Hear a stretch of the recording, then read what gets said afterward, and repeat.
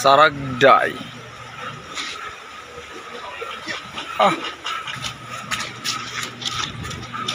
Oh.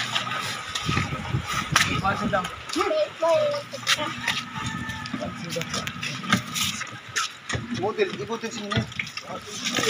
Doy, Diputa ka. ito ko ano? Putaran eh. Oh. Padala kay Sigso.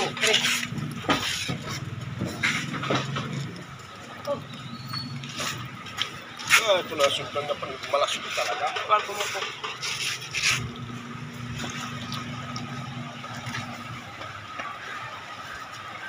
Saragday. Sige, mo ito. Mon! Sigahan ko na yun eh! Gurutong ko na! Oo, kaya alin na. Katako. Baliyog wala! Mas masuwat siya naman nakakuha. Madali na naman ini. Kasi Kinana. napana ko. Sa pasig lang oh. Lang sa tabi-tabi. Yan lang sa tabi-tabi oh. Oh. Ah.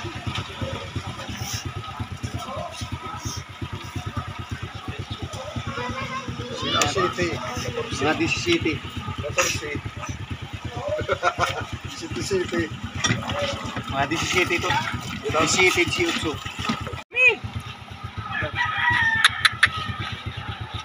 Tinahay pala, solve na.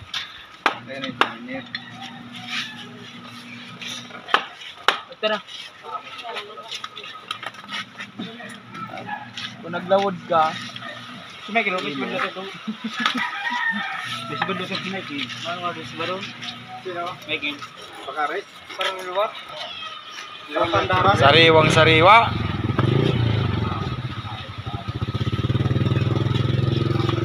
Paya ni Rakay. Kumiral kasi ni. Sariwang sariwa. Ali sa bukid. Kira may bumbay niyo nagkakanan. Ulang nagbururas mga taga-salvasyon na. Uy. Datay ko. Ah.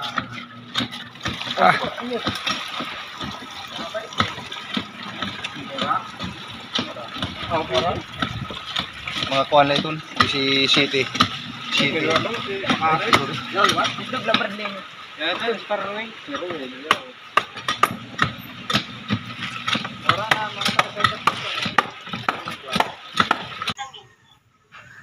Oo mga kaisid, kumusta po? Kararating ko lang ng bahay. Nakita niyo naman sobrang laki ng isda, no? Nakita ko lang din yun nung dumaong yung ano, yung namimingwit. Yung kung tawagin sa amin eh, borlas. Walang ano yun, walang kawel yun. Yung parang mga ano lang yun, mga hibla na hinihila. Tapos yun, kinakagat ng malaking isda na yun. Yung, ano ba tawag doon? Swordfish ba yun? Ayun. So nga pala mga kasisid, bali, may good news po ako sa inyo. Bali, nakabili ako ng segunda manong camera, pero hindi pa naman siya fully paid.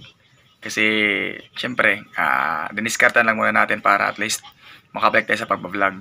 So, bali yung camera na yun na binili ko, yung GoPro Hero 7, kaya na yun, Santo Niño TV. Ayan, pwede nyo i-search sa YouTube yung kanyang channel, Santo Niño TV. Nagbablog siya dati, tapos yun, binenta niya. Bali, akong nakabili, partial lang muna. Tapos pag-ipunan natin yung kakulangan. Ayan. So, kumbaga, tulong na rin niya sa akin para hindi lang mahinto yung pag-upload natin ng mga video. So, ito yun, ipapakita ko sa inyo mga kasisid, yung GoPro na binili ko sa kanya.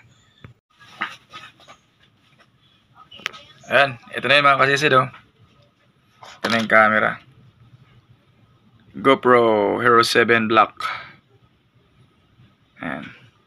Tapos, may battery na kasama. Ayan. Tapos, ito. Tapos, may handle pa itong kasama. Tapos, may GoPro case. Yung GoPro case, ando na sa, ano, nakalagay na sa, sinetap ko na doon sa may, ano ko, flashlight. Ayan.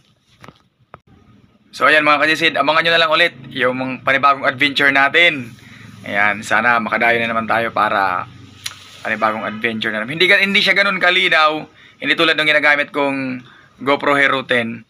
Pero okay na rin, mapagtsatsaga na rin natin. Yung GoPro Hero 10 ko pala, na ipadala ko na, hindi ko pa alam kung maayos yun. Sana maayos naman. At hindi pa natin alam kung magkano yung pagpapaayos. Pero binigyan tayo ng idea nung technician, 3,500 to 5,500 ng range siya pag naayos daw yung camera na yon. So saka na lang, pag naayos na, gawa na lang natin ng paraan. Importante, magawan pa ng paraan baka sakali. Kasi kung papatagalin ko pa dito sa bahay, baka masira lang dito. Siyempre, alam naman natin, dagat yung nakabasa sa kanya. So yan mga kasisid, abang-abangan nyo na lang yung mga panibagong adventure natin. Alright! Maraming salamat po.